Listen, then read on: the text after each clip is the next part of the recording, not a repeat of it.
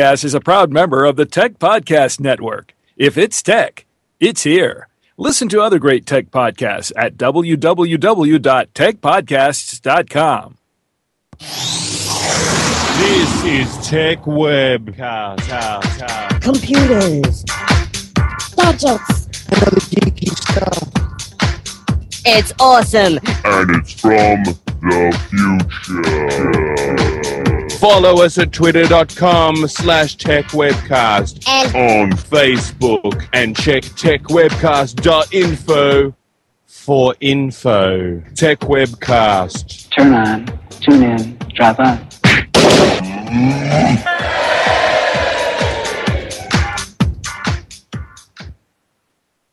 Hello and welcome to episode 248 of the Tech Webcast podcast, recorded on the 20th of July 2013. Tech Webcast is recorded every Saturday and rebroadcast on Aussie Tech Heads on Thursday nights at 7 p.m. Your hosts today are Brad, Jody, Steve, Jacob, Marie and myself, Hannah. We also have a guest, Lucas Callaghan from TV show Aussie Pickers on Foxtel. Hey, Brad, how's it going? Hey, mate, how are you? I'm good. You're not Andrew, but you're way better than him. Thanks, that's kind. He's not here today, so you're filling in for him. Okay, cool. And you're also here to sing too. That's what they tell me. Okay, good stuff. Can't wait. We've got Jody on. Jody, what's up? Hey, hi, Brad. Hey, it has been so hot here on the East Coast. I mean, just amazing. 100 degrees Fahrenheit. So we're just kind of roasting out here. Wow. That's hot. Steve, hello. Hey. Nothing much with me. I got some relatives just flew in from Hawaii today, so we'll be busy for the next couple of weeks. Good one. Jacob from Florida. What's up? What's up, mate? Not much. What's news? Anything you want to report on? It's hotter than crap over here. Okay. Okay. Who else do we have? Marie on. Welcome, Marie. Hey! I've been relatively quiet this entire time. Enjoy it while it lasts. Okay. You've been drinking a lot of coffee. Yeah, I've been working out of coffee shops lately because I feel like that's a good idea, just so I can get out of my house because I work from home. But that also comes with the feeling of obligation to purchase more coffee than I should. So, yeah, life is good right now. Good stuff. We have Lucas on. Welcome, Lucas. Hey, welcome. Thank you very much. Good to have you on, mate. You're from the TV show Aussie Pickers. Indeed. Can't wait to talk about that. Jody, welcome. Yes. We've got some news, haven't we? Have I missed anyone? We have some really cool news this week. We do. First up in the news, there's something called a Superman crystal with memory that could outlast civilization. So what does that mean? Interestingly enough, I was listening to the news this morning, and they were talking about all of this information. That was just my dog destroying the house. They're talking about all of this information that we are accumulating, and how are we going to store it? Well, apparently, using nanostructured glass, scientists at the University of Southampton in the UK have, for the first time, okay, come on, dog, cut it out. They've experimentally demonstrated the recording and retrieval processes of 5-dimensional digital data by somehow or other femtosecond laser writing. In other words, what they've done is they've created an incredibly advanced form of computer memory that is far superior to anything that we have, and it'll last much longer than any of us will be on this planet. And it's pretty much targeted to revolutionize the way that memory is being stored. So I just wanted to share that because I thought it was kind of a cool development. Any comments, or should we move on to the next story? I reckon we should move on to the next story. Let's next one else want to chime in on that story. Steve? Yeah, I got a little bit. I've actually heard something similar like maybe 5 or 6 years ago. Supposedly going to use this crystal matrix to store long-term storage. Actually, it also not only how long it lasts, but supposedly it's going to be super high capacity as well. That's it. All right, that's it. That's cool. Cool. That's cool. No, I mean, I think it's fascinating when you think of all of the information. You think of all the searches that Google does, like people do on Google. And the fact that Google saves all of that information ad infinitum, it's a tremendous amount of data. And you think about all of this NSA nonsense with, what's his name, Snowden, the fact that they're monitoring this and that, and storing the information. How are they going to do that? So it's kind of interesting how memory has evolved. So yeah, I was reading up on this, and so they say that there's going to be on each disk 360 terabytes of data. I don't know how big the disks would be. I guess. See, then they go and they compare it to a CD or a DVD. So I assume that one disc is the same size as a CD or a DVD. So when you compare that to a CD, this is what I love. That's equivalent to 500,000 CDs, which is pretty mind blowing. Wow. Pretty amazing. Yeah. Yeah, man, very. And I have something to add. Oh, go ahead, Jacob. Yep. What if they use it in computer memory? What would you say about that? I think it's supposed to be morely long-term storage. It may not be fast enough. If it could be fast enough, then memory, then maybe. Okay. The access speed's got to be fast. All right. Alrighty. Next story. Lucas, have you on that story at all? On demuting. My apologies. It sounds incredible. 500,000 CDs. I mean, is it actually a crystal disc, or? I mean, it completely blows my mind. I cannot even wrap my head around it. I'm not going to find one of these in someone's shed. How does it actually operate? I mean, is it like a thumb drive, or is it just literally like a giant server? I don't think nobody knows yet. Go ahead. I'm sorry, Steve. Oh, I'm just saying, such new technology, they haven't put it in a package yet, I think. It's just, I mean, it's probably past concept, but that's all we know for now. Wow. Yeah, I mean, basically, they're saying that it's made from pure silica, and that the data is etched into the surface with some kind of a laser that moves at super speed, and that's why they're able to store that data, that amount of data. I guess no one's ever done that before. It's kind of phenomenal. My mum was a computing sciences teacher here in Australia. And as a kid, I used to go in there. And when I first went into the science department, it was all about punch cards. To play a game of tic-tac-toe, I had to insert 380 cards just to play a game of noughts and crosses. It was mental. Now I look at it and, the amount of information that can be stored in a handheld device, let alone, something the size of your wristwatch, let alone now a piece of silica.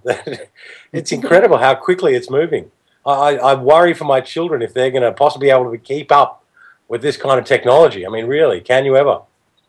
Your kids will keep up. It's us I have to worry about. It's true. Well, you know what? It's just going to be, all we're doing is creating digital libraries so that whenever we're old and gray and we're playing our first generation Nintendo games and cursing at the speed of technology, we can go back in time on our multi-silica, terabyte, magic, crystal, whatevers, and, reminisce on days of lore. So, I don't know. I find that with the amount of storage that we have available to us, there's a glut and so much noise out there and useless information. So I'm the only thing I'm nervous about is now we're creating more space to store more information. How many more ways are we going to misuse this? That's the only thing I'm worried about. Good question. Good question. So, yep. Well, moving right along in terms of things that no one thinks are going to do quite well. I don't know if you remember when Microsoft revealed their Surface. Well, apparently it's a dog, and I could say that because I have a dog sitting next to me who's being really rammy. But anyway, so what they've been saying from the beginning is that this Windows Surface thing isn't going to take off, and apparently Microsoft has now revealed in their latest earnings report that it is a dog. It's not doing quite well. They took a big loss. The Surface RT hardware may not have been at fault because they say that it's actually a beautiful machine, sleek, solid, and downright stunning. It's hard to pick one up and not be impressed. They don't think it's exactly their fault, but they feel that it could have been just a reaction against the iPad, the multitude of Androids on the market, and it just didn't take off. It just Yep. didn't have the excitement. Exactly. I agree with you, Jody, 100%. And yeah, buy an iPad. Steve, what's your view on that story? Be quick, mate. I think they waited too late in the game, way too late, and obviously the iPad pretty much gripped everything. Plus, maybe the interfacing, since it has desktop mode. I don't think desktop mode on a tablet touch device is key on this one, but yeah, definitely. What about you, Jody? You love the iPad, don't you? I love my iPad. I really didn't think I needed one. And after you talked me into it, Brad, yes. I have to tell you, it was a great decision. And I bought one for my mom, who's in her 80s, and she loves it. Oh, nice. Good on her. Jacob, what's your view on that story? Okay, I think I would have went to Best Buy and looked at it, but I think it would have been trashed, like the photo showed on TechCrunch itself. Yeah. All right. What about you, Marie? Well, I mean, we're living in an Apple world, so yeah, I agree. It was a little bit late coming into the game, and everyone had already made, well, everyone being a very brash generalization, but vast majority of consumers had already made their decision that they were going to go with Apple. I thought that it was probably going to fold sooner than rather than later. So no surprises over here. Cool. Did you have an iPad? No. I have other people's iPads. I have an iPhone. You know, the funny thing is, I used to be so against Apple. I actually prided myself on not having a single Apple device. And then over the past couple of years, I got a MacBook Pro. I got my iPhone. My mother-in-law, she has an iPad, 2 iPads actually. She's kind of fallen in love with it. And I use those on occasion. And I actually, quite funnily enough, I have... oh my God, my mind is going, the caffeine, my mind is going at a race. BlackBerry, somebody finished my sentence. The BlackBerry tablet. Okay, BlackBerry, yep. What about you, Lucas? I'm a Mac man from the early days. I mean, geez, right back at the 5 margin, you know, I've always used Mac. I was an editor for a long time. Film and television embraced the Mac side of things quite early on in the days. The simplicity, you know, also the reality that it was a lot harder to sort of get into compared to the PC element. There were a lot more people using PC, and that the cross-platform thing or the cross-over between Mac and PC was such a hard thing to do in the past. Now it's a lot easier, and you can actually have both running at the same time. I don't know. I've always been a Mac person. I mean, PC's a lot more, you know, you've got more tweaks and bells and whistles, but the Mac just easier to use. My grandmother just turned 90, and we set up her Facebook page on her Mac laptop, so it must be pretty easy to use for a 90-year-old who came through when television wasn't even created. Wow, that's bloody fantastic. Good on her. Yeah, that's good. Good on you. Good on her. Hannah, what about you? I forgot what the question was. Do you have an iPad? Oh, no, I don't have an iPad. I have an Android tablet. Oh, that's right. That's what I was going to say. We were talking about the Windows Surface thingy. Yeah, look, I don't remember seeing many ads for it. I think that always the biggest difference between Microsoft and Apple is that Apple have the advertising down pat. They know how to reach their consumers. And I think that Windows, maybe they need to sit down and figure out again who their audience is and how to reach them. I don't know. Because if it's a good product, the only reason why it didn't sell is advertising. That's it. Like you can say, oh, you know, well, everyone's already got iPad and everyone already loves that. But if something is good, it should sell. If it doesn't, it's the advertising. Hey, that's at fault. Hey, what Android tablet do you have? I don't know. I got something from Aldi for $200. Does it work okay? Yeah, it works fine. The only problem with it, the touch screen is not that, like, it's not perfectly sensitive. But I don't really have a need for a tablet. I got it because it was just so damn cheap, and I thought, yeah, why not? I'll get that. And, you know, it's fun, and I use it from time to time. No big deal. No. All right, Jody, next story. Okay, well, in keeping with our discussion about Apple, there's all kinds of rumors about what the next Apple phone is going to be. And contrary to Android's popular belief that we know what it is, Obviously, there's all kinds of speculation going on, from whether it's going to have a larger screen or not, whether what the specs are going to be, whether it's going to have a fingerprint reader or not, and even down to when it's going to be released. So some pundits are saying that they believe that it will have a larger screen and it's going to come out closer to Christmas and not stay with the typical traditional time frame of around October, late September, early October. Others are saying, oh no, it's going to come out, at the same time, and it's not going to have a larger screen. So I guess the gist of everything and all of the rumors are that we just don't know, and we don't know if it's a 5S or a 6. So we do know that most likely it's going to have better specs. So that's Craig Ship said it's going to have a 4K camera in it. Okay, yeah, that was one of the rumors. Craig works for Apple now.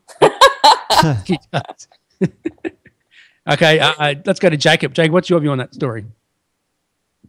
Well, iPhones, I have one sitting right here, but it's my friend's. I'm charging it from. It looks pretty nice, but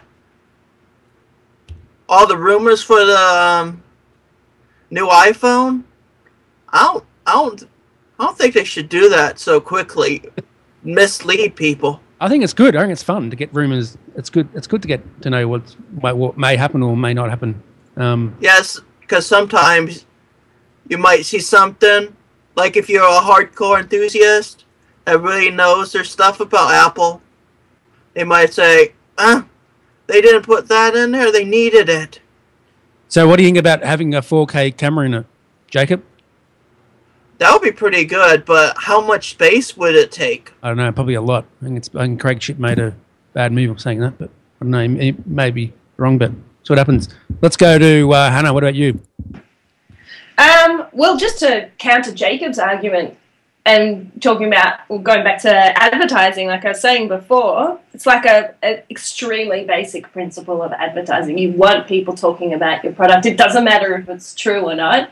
It's very, very good for Apple that people talk about rumors, no matter how ridiculous they are. I think 4K, a camera, that would be, that would take so much memory. That would be crazy. It would be very crazy. What about you, Lucas? What do you think? Mate, look, I actually use my iPhone specifically for work. I'll go to an auction or I'll be out on a pick. I'll find something that I like and I need to send back a clear photograph for someone either to value it or to sell it, to be honest. Upload it straight to the website with a price on it. So the better the camera, the better for me. Oh, yeah, definitely. Yep, for sure. What about you, Steve? Yeah, just like what Jacob mentioned before, it being 4K, if it is 4K, I mean, it's going to use a lot of memory space or storage space.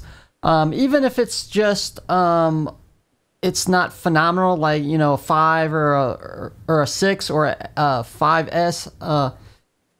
Even if it's just a spec bump, you got to think, too, when iOS 7 comes out right around the same time, you're still going to get, some more functionality, even though the hardware specs aren't going to be fabulous, compared to the 5. Yeah, definitely. All right, what about you, Marie? What's your view? Well, it's Apple. They release a phone, I feel like, every so often, and they try and get everyone talking about leaks. The last time an iPhone had a leak, it was the lowest amount of interest was trending online. So it was kind of this, I felt it was like a slow decline for Apple devices. And I think with Samsung previewing their flexible screens at CES, that I find is a little bit more exciting to me because of the possibilities with that. Whereas an iPhone, which still looks like an iPhone, albeit it might have a fancier camera on it and possibly might have a slightly larger display, it really is the same device. What's new about it? And why should I care? Good answer. Jody?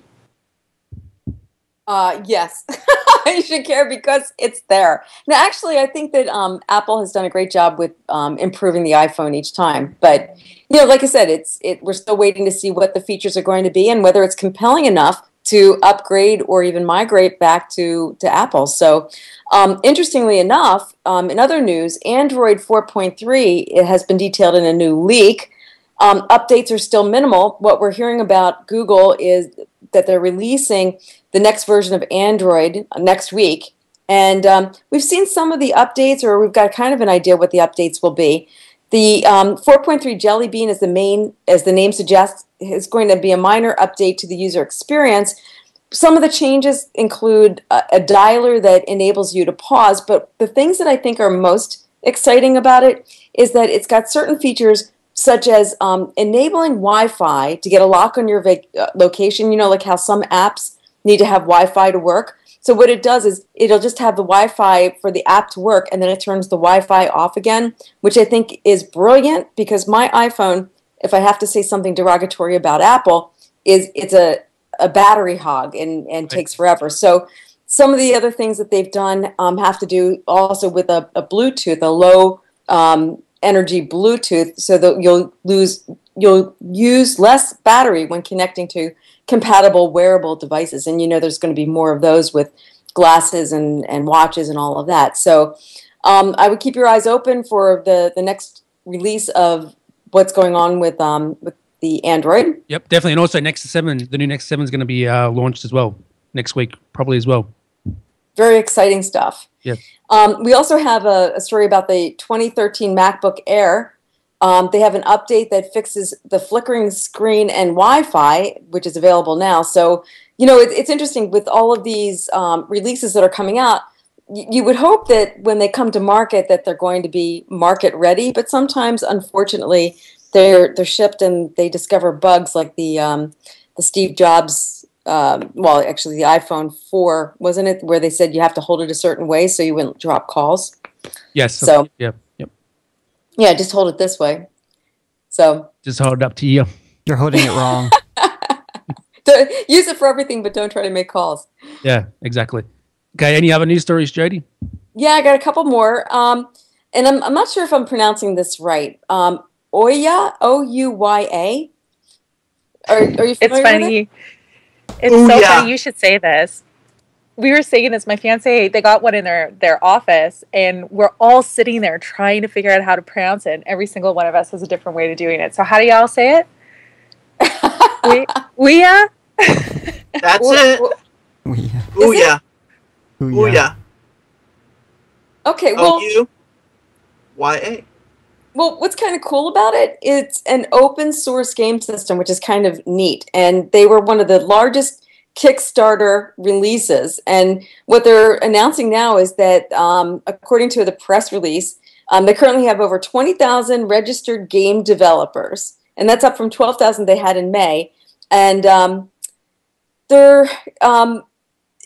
it's interesting, the whole concept of an open source game system, $99. And it's available for retail purchase now. And I think that the one thing that could hold it back, obviously, would have been if there weren't any games for it. But the fact that so many people are developing for it, it's pretty darn cool. So that's neat that they have one. It does indeed. But I want to get your view on this, Steve. What do you think about this? Because you play games, don't you? I do, not as much as I used to. Possibly it might work, considering if it's an open platform, then anybody can develop on it. I think they also already have some Android, like little Android type devices that you can game on. Now I don't know if it's going to pick up as popular as some of the other choices out there, like the new Xbox coming out and Sony and things like that. But it's still a viable solution if somebody wants something different. Yeah, exactly. Yeah. What about you, Jacob? Would you be getting one of these? I don't think so. Why not? I have enough as is. Oh, that's good. What about you, Hannah? Would you be getting one of these? No, I don't play video games. Me and video games don't go together. I try level 1 and then I die a couple of times and I go, I'll do something else now. Okay, I don't have the patience. What about you, Lucas? Do you play video games, mate? No, mate, I'm afraid I don't. I've got way too much on my plate to play games. Probably once in a while. I mean, the last ones I think I played with a Game & Watch, which kind of shows my age. Right. But, I haven't had much time to sort of sit in front of the computer. It's a little bit crazy over here, restructuring things and cleaning product. It's a lot of stuff. All right, Jody, what else is happening? Any other news stories? Okay, we just got a couple more. One has to do with Evernote. Evernote for iOS gets related notes, shortcuts, and Sketch integration. So for those of you who really enjoy Evernote, look for that update there.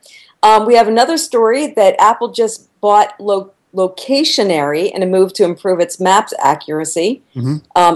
They've been notoriously bad, the Apple Maps. So hopefully that is going to bring some good information there to Apple to improve their maps. Another kind of a new app alert with the arrival of its first mobile app. I don't know how many of you have tried this, but it's If This Then That.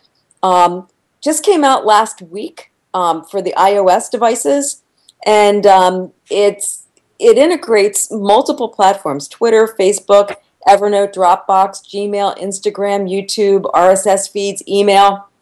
And what it does is it uses logic. So if you tell it, you create your own kind of recipes. If you do something, then it should automatically do something for you. And you can create whatever recipes work for you. People are already heralding it as one of the best apps of 2013. So it's free, and so I figured I'd bring that up while. So what can you do? What can you do with this app? Well, you can do something like if you change your Facebook profile, then it would also change your Twitter profile. Okay, gotcha. Yep, cool. So, or like if you take a picture, it will upload it to your Dropbox. Okay, nice. Or post it on Instagram, or like you basically make up whatever rules you want, and because it integrates all of these different applications, it just makes it easier for you, so you don't have to remember to do things. All right, good stuff. Jacob, are you going to use that up, mate? Like your answer. I got it on my iPad, but they don't have an iPad yet. I'm using the iPhone app. Oh, okay, cool. Have you been using it, Jody?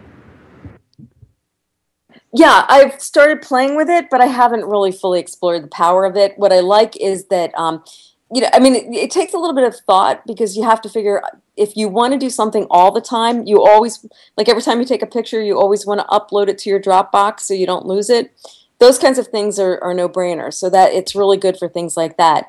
You can also do stuff like if you add somebody to your email, your contact list, you can automatically send an email that says, "Hey, I'm so glad to add you to my contact list," if you wanted to. So I think that's a little bit weird, but you could if you wanted to. All right, that's great. Okay, Marie, are you going to use this app at all? I use IFTTT, my if triple T. I use it all the time, but the app I haven't downloaded yet.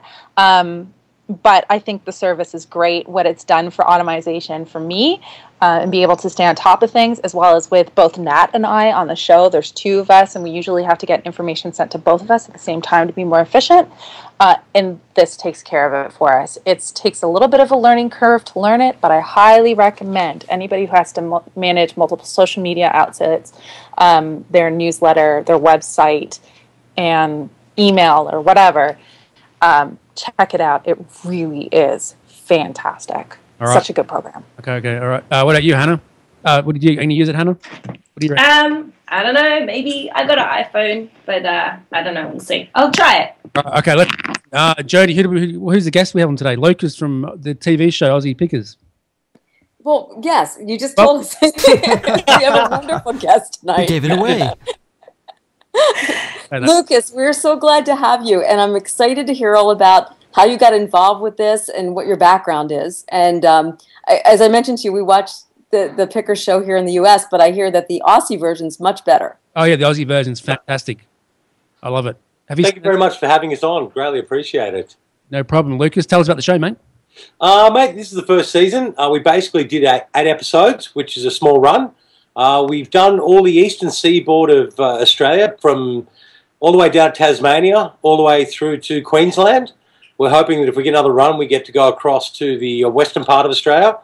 And basically all we do is we've been invited to people's properties. Here in Australia, we have huge amounts of acreage. Yep. It's just free and vacant for either cattle grazing, sheep. So people tend to stick something they don't need anymore in one of the fields. One day they might need something from it. Rather than throwing it away or putting it in landfill, they pretty much hang on to everything. And we get invited onto properties to see if we can, reuse some of this stuff or repurpose it, or, there's a market for all sorts of things. Yeah, definitely. What's the best thing you've found so far? How do you mean by best? You mean the thing that I like the most, or the thing that made most amount of money? Both, sort of. Yeah. Okay. The thing I liked the most was a set of lights that I bought from a gentleman, and in where he was, he ran a scrapyard, so the lights were only worth their weight in metal, and they were about $5 each, and he asked for 10.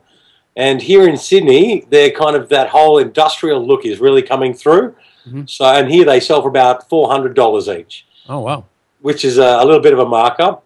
Probably one of my favourite things that made probably the most amount of money was a little bit of a gamble I took in Victoria, where I bought a bronze sculpture, not knowing much about the artist, but just sort of having a bit of a background in quality items. I fell in love with this piece, and turns out it's worth quite a fair bit of money. Good one. All right, Jacob, any questions for Lucas? When did you start picking? I guess it's always been in my blood from an early age. I just didn't realize I could actually make a living out of it. But now as I get older, I start to realize that a lot of people have the same sort of view on recycling and also the products that I pick, and I actually can seem to make, pay the rent and so forth with it. That's good. That's good. Steve, any questions? Oh, yeah, sure. I got a couple of questions. Now, actually, me and myself, I work at Goodwill, so I see a lot of interesting stuff come in, and sometimes it distracts me because I'm supposed to be working. But so how did you get your expertise? You got it in certain items, or you got to generally know a little bit about everything? And I think you have a partner that you work with as well, and what is his expertise? Okay, a couple of questions there. The background is basically, look, when I first started picking, most of the information was held at places like state libraries. And I'd go through the microfiche, which was records of their catalogues each month or year.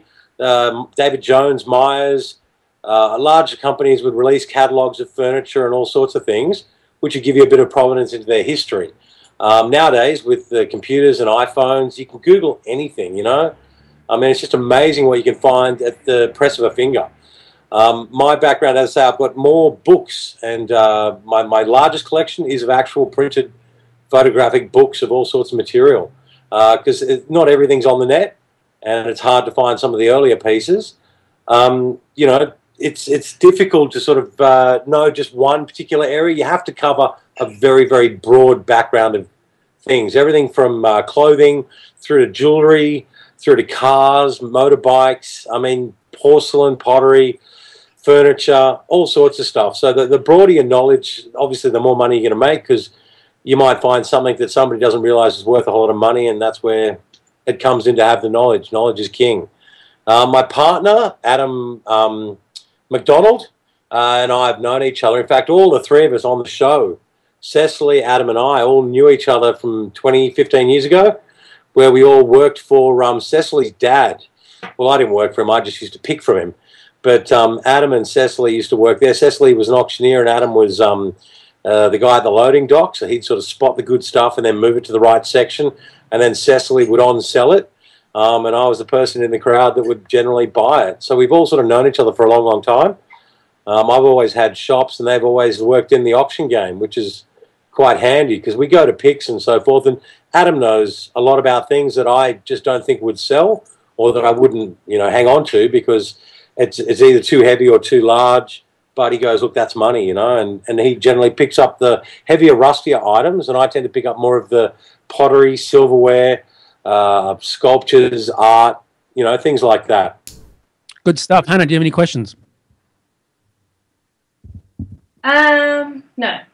No questions. All right. What about you, Marie? Do you have any questions? Very simply, what 3 items do you have to keep on hand in your pockets whenever you're actively going out picking? Now, that is a really good question. That is really insightful. Look, we're generally in the middle of God knows where. It's always good to, one, keep your phone so that you can Google stuff, because you can't know everything about everything.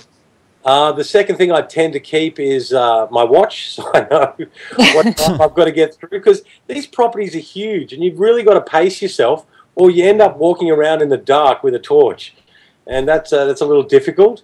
And the other thing is I've got like an eyeglass to look at items in close-up with a little torch built into it. So, for example, I look at a lot of silverware, jewellery and things like that. And the maker's marks are really important. And if I can, soon decipher who the maker is as quickly as possible, then I can get a better deal. So yeah, a small torch on a keychain, my watch, and my iPhone would be the main things, I'd say. Nice. All right, Jody, any questions? Yeah, it seems to me that with the diversity of things that you find, how do you figure out what the value of it is?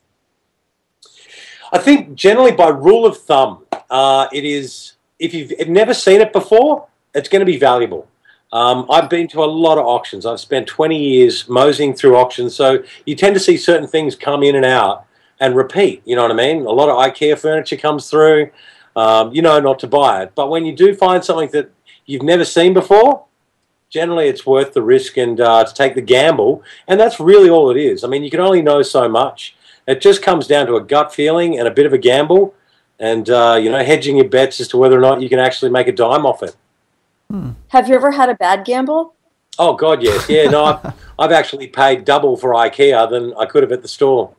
Oh, dear. Yeah, I know. It's heartbreaking, but it doesn't happen all the time.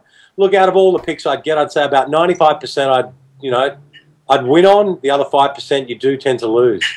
But, it's just one of those things that it's hard to know everything at the time, and, sometimes you do have to take that risk because recently here a gentleman purchased in an op shop a rhinoceros horn cup that I believe was its heritage is Japanese.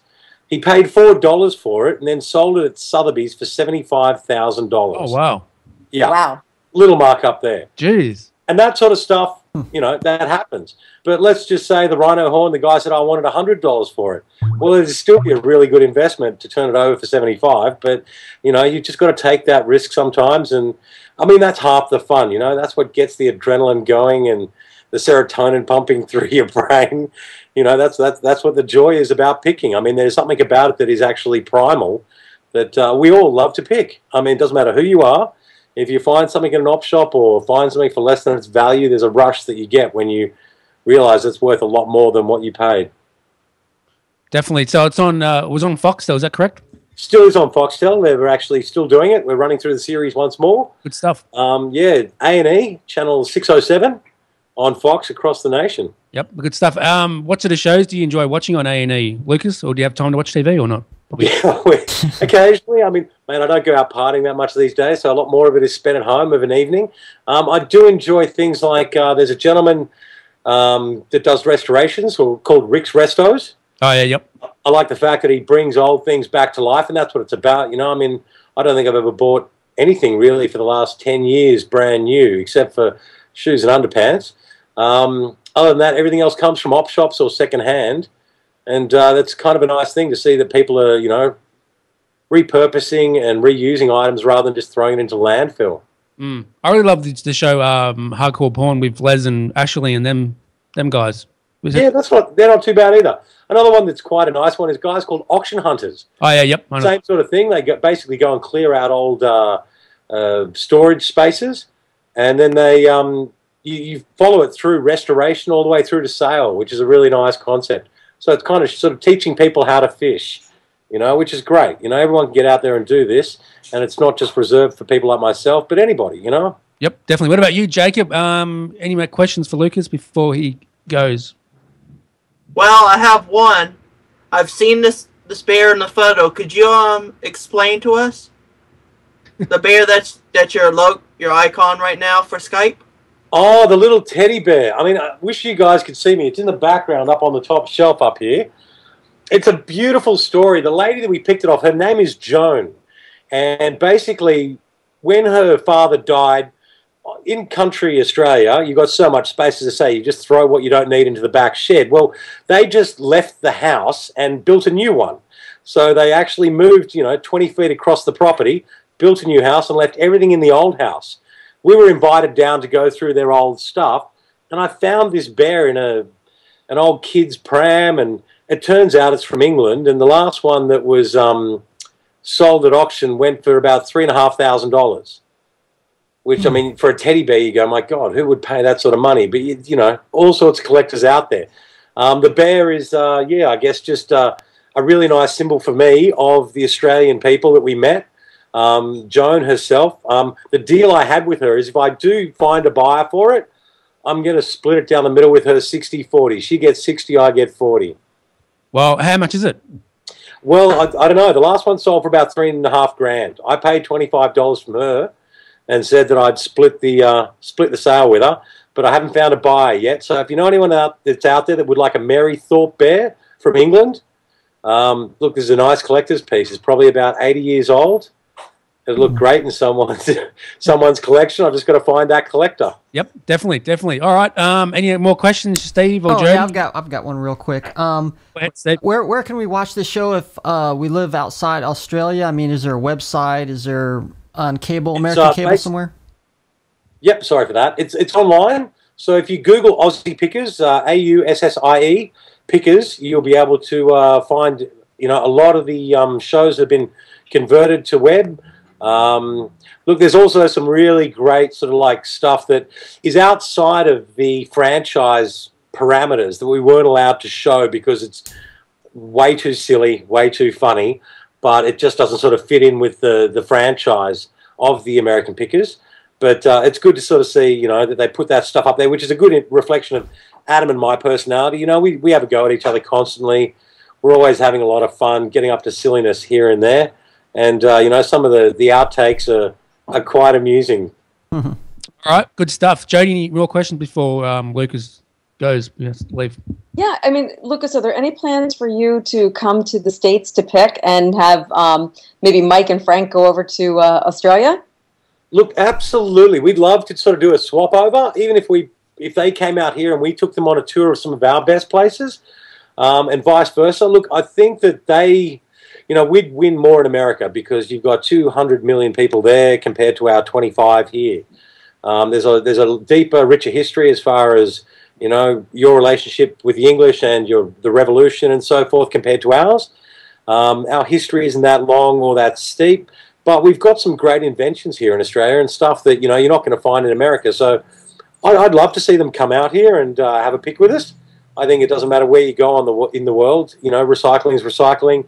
Repurposing is repurposing, and these guys, they've been doing it for a long, long time, obviously, and it'd be nice to learn some tricks from them as well as how to do it. It'd be nice to see them sort of handle some of the Aussie people as well, because here in Australia, you can't pants people. You've got to be honest. You've got to be fair. You can't go in there and try and make all the money you can by skinning someone. You turn up to the next place and they'll punch you in the face, as my mate Adam says. You've got to be fair with people in Australia. Here in America, I think it's every man for himself. I don't know. I could be wrong, but it seems that way. Ouch. I think, it's funny because when we were talking earlier, I had the show on, the American Pickers show in the background. And I think when I'm watching the show, one of the things that strikes me is that I think they're decent people. And I think they try to be fair with the people they're buying from. Sometimes I think, in fact, they pay too much, but that's just me. So. Absolutely. I agree. I think some of the early episodes, it was all about, hey, how can we turn $1 on this? And, when you're doing it for a living, there's a big difference. You got mortgages and school fees and kids' shoes. So you think about how you can make the most amount of money. But in the later series, Mike and that, if they know it's worth $1,000 and the guy goes, give me 20, they go, I'll tell you what, I'll give you 300, which is generous. And it's a lovely thing, And I think if we could all be a little more like that, I think the world's going to be a nicer place. Definitely. So, Hannah Silver, have you seen these shows before or not? You haven't seen them? No, I don't. Well, you can watch on Seven Mate. They show them shows on Seven Mate. Yeah, I've noticed them, and then I watch Star Trek instead. All right, any more questions, Marie? Do you have any questions for Lucas? No, this is absolutely fascinating. Thank you so much for sharing and everything. Yep. I will now go back in the background. Yep. Okay. Thanks for coming on, Lucas. Appreciate your time, mate. And yeah, do you want to make before you go? Brad, thanks very much for having us. Really appreciate it, mate. It's been great. Thanks very much for supporting us on Twitter and so forth. Really, really good, positive. Much appreciated. Well, good, mate. Appreciate it. I love the show, and you do a great job on the show as well. Go ahead, Jodie. Yeah, I was just going to say, Lucas, if people want to get in touch with you, maybe they have a good pick for you, or some kind of suggestion. How would they get in touch with you? What's the best way to reach you? Always open to suggestions and invitations. Any photos you have are great. Best way is either through my website at modern2vintage. So it's modern2vintage.com, or the same thing on Twitter, Facebook. I mean, I'm going to now go find if Triple T and start using that, I think. There you go. Good stuff, mate. All right, Hannah Silver, you're here to sing. Yeah, I guess. All right, what do you want to sing? All right, so I am going to sing a song that I actually wrote all the way back in 2001. It's a song about a person that I think we all know. Yeah. So it's called You Are Not a Virtue. All right, I'll just check. Can you hear my keyboard? Yeah. Yeah, we sort of can, yeah. Sort of. Yeah, we don't hear any sounds. No, Okay. just the tapping. Yeah. No music. Oh, no, really? Yeah, just the tapping. Yeah, just a tap. Oh, no. Can you sing it without it? Well, we might not get a song then. A cappella? Can you sing it without it? No. No, instead everyone will just have to go to my YouTube. Hey, we had her on the other show anyway the other day, so listen to that. She was on the Hangout show. Yeah, and for those of you who haven't met Hannah, she's incredibly talented, and she does some of the best music. It's so fun to listen to you, Hannah. It is very fun Your music. lyrics are good. Stop it, you guys. I haven't heard you sing yet. I'm looking forward to checking out your YouTube. It's very plaintive hearing the little tap, tap, tap on your keyboard. I'm just trying desperately to fiddle with knobs, and I don't know why it's not. You know what? Technology, it happens, right? All right, we'll give a couple minutes, Hannah. You may be able to fix it. But Jacob, what do you think about all this? Pretty good so far. Are you going to go out? Are you going to go out and pick stuff? No. Why not? Hey, if they ask me, I'll probably go pick out some meteoroids and stuff like that. If I was going to go picking, I think I would look for a scary doll. Really? Why? A scary doll. I've got one of those. I know. It turns its head. Why would you want a scary doll? Well, Hannah has a scary doll. It's just... Why wouldn't you want one? Even better, I've got a scary doll that's made in my image. So, you know. That is... Oh. It's pretty awful. I was going to say that's an honor that's usually reserved for, you know, NSYNC and Backstreet Boys and you, Hannah. That's a real honor. So, no, not working? I don't think so. I don't know why. Okay. Well, that's fail. What's about your LP, Hannah? It's an EP. Sorry. Yeah, okay. So in the next couple of weeks, I will have a new EP coming out, a 5-track solo EP that I have made with my collection of vintage analog synthesizers. And it's all instrumentals. It's called Let's Visit the Seaside, and every track is about something to do with ocean life.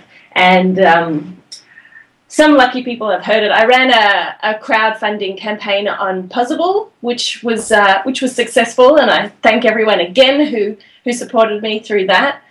So my supporters some of them have already heard the tracks because I've had them mastered. So yeah, people are telling me that Dolphins is a favourite, which is cool. And we've made a video for the track called Crab Dances, which features me, of course, dancing like a crab. And so that will be out on YouTube, hopefully, in the next couple of weeks. So let's play some. Here, I got some here. Hang on for a sec. Okay, great. Hang on, I got some. Hang on. It plays. It should play. Hang on, here we go.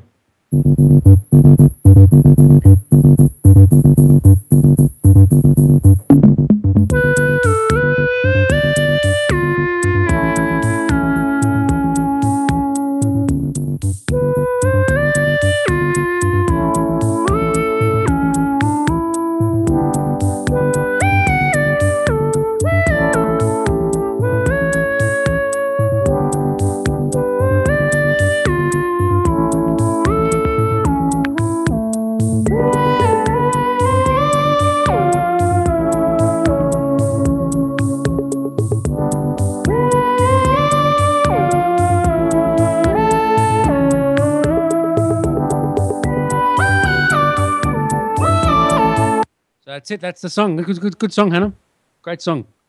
That's the song. What do you think, Jake? But no singing. It's instrumental. Yeah. It's instrumental. Oh, okay. Yeah. I kept waiting for you to break it to song there. I know. You know what I I'm think sorry. about the song, Hannah? I think it would make an excellent theme song for a science fiction show. Yeah.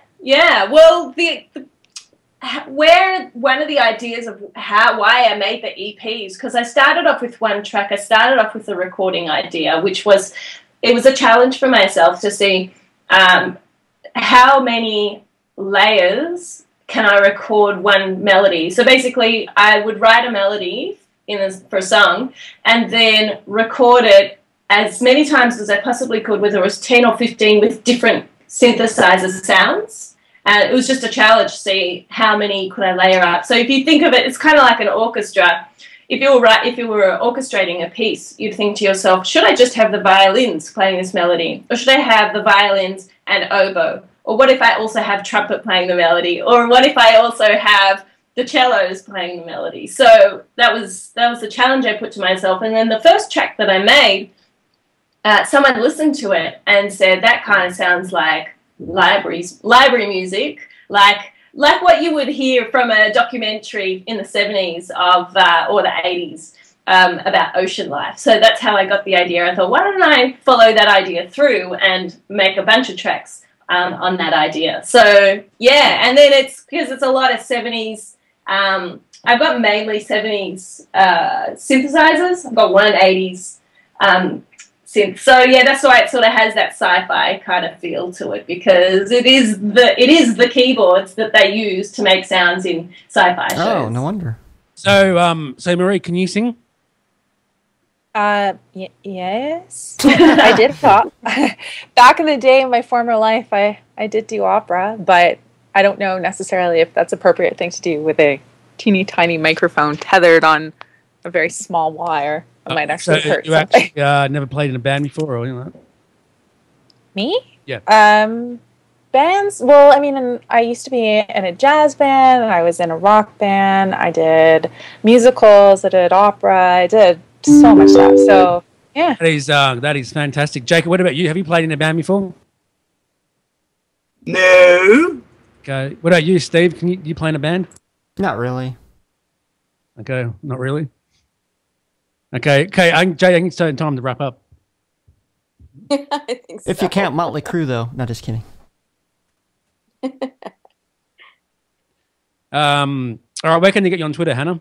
And the social networking places. I am everywhere. I'm on Google Plus. First of all, my name Hannah Silva. There's no H on the end of Hannah, so if you're trying to Google me, it's just HANNA. I'm on Twitter, so my username is Hannah Silva. I'm on Facebook. If you go to facebook.com/Silva Music, you'll find me there. What else is there? I'm on Google Plus in a big way. That's my favorite place. What else is there? If there's something else, I'm probably on it. I'm on Instagram. YouTube. I'm on YouTube, of course, youtube.com/Astrobic. Yes. Like, not Astro Boy, but Astrobic. And also mention your bands as well, Hannah. You're playing. Thank you for the reminder, Brad. I'm in the band The Prince of Seagulls, which we have an album coming out very soon, a very long album with many tracks. That's with my music partner, Paul Harmon. And I'm in another band called Inverto, which has a bunch of releases out we're on iTunes and we're on vinyl and all sorts of things. Cool. All right. Jacob, where can I get you? Jazzbot32669 1Z, and I got one shout out to a new viewer. Who's that? Brent Waitnight. Brent Waitnight. What's up, mate? Good to have you on board listening. So what do you want to say to him, Jody? To Brent? Hi, Brent. Thank you for listening. Good to interact with people. You can get me on Twitter at Brad on Tech Webcast. Jody, where can I get you at? Find me on Twitter as Sunswept, and you can find me pretty much everywhere else as either Jody Rains or webmarcom.net. Okay, what about you, Marie? Well, you can find me at, my personal account is karmacake.ca on Twitter. My work one is Nat and Marie on Twitter, NATANDMARIE. natandmarie.com is my website, and there's a new project that we're working on right now. It's a little bit mysterious, but I guess this is the first time I'm making a public announcement about it, but it's on Reddit. So if you want to go check out reddit.com and on subreddit, which is reddit.com/r/karma trip. It's a new project that Nat and I are working on. We've got to keep it going a little bit longer, maybe a month or two before we can make official announcement of who we're partnered with on it. It's kind of exciting and it's a little bit huge. But follow our subreddit. Okay, good stuff. Karma, say that again. Karma Trip. So Karma, Karma Trip, TRIP. Cool. Sweet. Awesome. It will make sense. It will all make sense. Okay, That's very come exciting. back Thank you. come back on when you got some more information about that. Steve? Oh, you can find me on Twitter as Chatterbox_live, and on, of course, Justin TV or Justin.tv/Linux Cool Dude. All right, good stuff. Jacob, where was Brent watching? On the YouTube channel or on the website? Well, I gave him the link to the Justin.tv. All right, good stuff. Good to have you on, Brent. Good to watch. Good to see you watching, mate. And come back on any time. All right, Jody, what do you want to say before we go? Is that it? Just everybody keep your eyes open. You never know where the next treasure will be found, and watch Aussie Pickers. Yes, watch the show. Yes, on Foxtel. And thanks for being on. Appreciate it. Thanks. Thank you. Thanks, Lucas. Yeah, Lucas, are you on Twitter? I am on Twitter. Do you want to give it a shout out quick one more time, mate, before we go? Modern to vintage. Lucas Callahan on Twitter. Wicked, mate. Thanks. Thank you. No worries. Thanks a lot. Thank you. Hi, Glenn from Aussie Tech Heads. Join Will, Eric and myself as we bring you the latest, most up-to-date important tech news that affects you from Australia and the world. A weekly podcast available each Friday through iTunes. Watch the live stream recording of the show at live.thesecrethub.com each Thursday night 7:30pm or GMT +10. Call in live via Skype or chat in our lounge. However you get us, just make sure you do. Listen or visit our website for more information, www.aussietechheads.com.au. Aussie Tech Heads, Australia's longest running tech news podcast. Well, that's it for Tech Webcast this week. Thank you for tuning in. We hope you enjoyed having your mind expanded. Tune in next week for more tech talk with Brad, Jason, and whatever crazy guest they've managed to rope in. Don't forget to get the Tech Webcast app from iTunes. Follow us on Twitter at Tech Webcast, and of course, check us out on Facebook too. Until next time, may the tech be with you. Peace.